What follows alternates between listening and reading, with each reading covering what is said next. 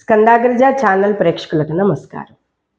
ఉత్తర సింహద్వారం చాలా అద్భుతమైన సింహద్వారం అండి. అది పిల్లలు బాగుంటారు, ధనం బాగుంటుంది, పుత్రులు మనవలు సంతతి అంతా పెరుగుతుంది.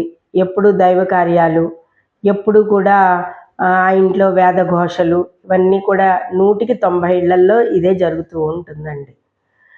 అలాగే ఉత్తర సింహద్వారానికి ఉత్తర ఈశాన్యానికి మూలకి జరిగిపోకుండా ఈశాన్యానికి, ఇది ఈశాన్యం అనుకోండి, ఇటు డోరు ఉత్తరానికి రాజమార్గానికి పెట్టుకోకుండా తూర్పుకు పెట్టుకుంటారు చాలామంది. అలా కాదండి, ఉత్తర ఈశాన్య రాజమార్గం రోడ్డు ఏదైతే ఉందో దాని ఎదురకుండానే రోడ్డుకి సింహద్వారం రావాలి. ఈశాన్యానికి విదిక్కులో మీకు ఇక్కడ డోర్ రావాలన్నమాట, సింహద్వారం రావాలి. చాలా పవిత్రంగా ఆ లివింగ్ రూమ్లో కూడా చక్కగా ఆ మూలకి అద్దం ఒకటి, మహాలక్ష్మి ఫోటో ఒకటి, విష్ణుమూర్తి ఫోటోలు ఒకటి ఆ ఈశాన్య లివింగ్ రూమ్లో మీరు పెట్టుకోవడం అనేది మంచిది. దాంతోపాటుగా ఈ వాయవ్యం నైరుతి బెడ్రూములు పెట్టుకోవచ్చు, వాయవ్యం వంటగది పెట్టుకోవచ్చు, నైరుతి ఆగ్నేయాలేమో బెడ్రూమ్లు పెట్టుకోవచ్చు. దక్షిణానికి చాలా బాగుంటుంది. అయితే ఇక్కడ ప్రధానంగా మరి ఉత్తరం సింహద్వారం అయినప్పుడు రెండవ ద్వారం ఎక్కడ తెరుచుకోవాలి? మనం తూర్పుకి తప్పనిసరిగా ఉండాలండి. మరి మూడవది దక్షిణం కానీ పడమర కానీ ఉండొచ్చు. లేదండి మాకు 4 పెట్టుకునే ఫెసిలిటీ ఉందంటే మరీ మంచిది. 2 పాపగ్రహాలు 2 మంచి గ్రహాలు సరిపోయాయి, దేవతా గ్రహాలను. 4 ఇంటికి ఇరు కవాటాలు ఉండాలి. ఇల్లు ఎప్పుడు కూడా ఆనందంగా ఉండాలి.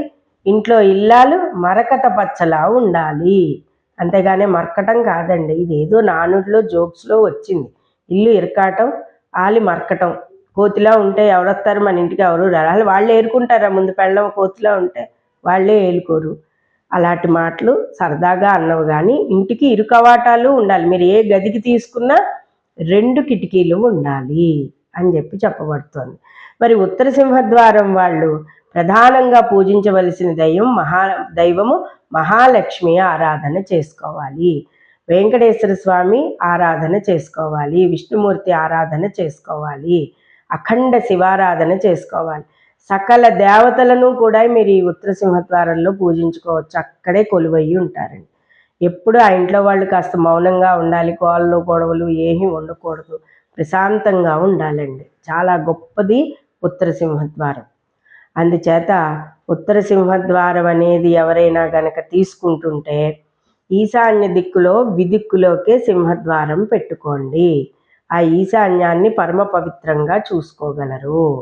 ఇక ఉత్తర సింహద్వారం వాళ్ళు ఎప్పుడూ చేయవలసిన దానాలు ఏంటంటే విద్యాదానము, పుస్తకాల దానము, అన్నదానము చేసినట్లయితే కూడా ఈ సింహద్వారంలో నివసించే వారందరికీ కూడా చాలా సంతోషంగా ఉంటారు. వేద పండితులను సత్కరించడం, గౌరవించడం, శాస్త్రాలను గౌరవించడం, ఇవన్నీ కూడా చాలా విశేషమైన పద్ధతులు.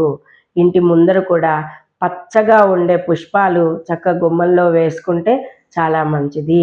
ఈ సింహద్వారం వాళ్ళు తప్పనిసరిగా పచ్చి పసుపుని దొడ్లో పెంచుకోవడం వలన చాలా విశేషమైన సుఫలితాలను కూడా పొందుతారు.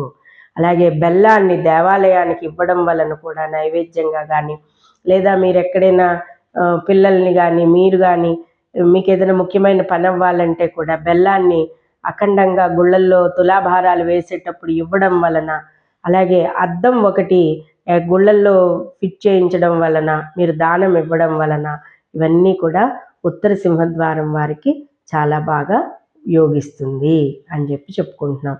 మరిన్ని విశేషాలతో, మరిన్ని వాస్తు సంగతులతో రేపటి భాగంలో కలుసుకుందాం. అంతవరకు స్వస్తి.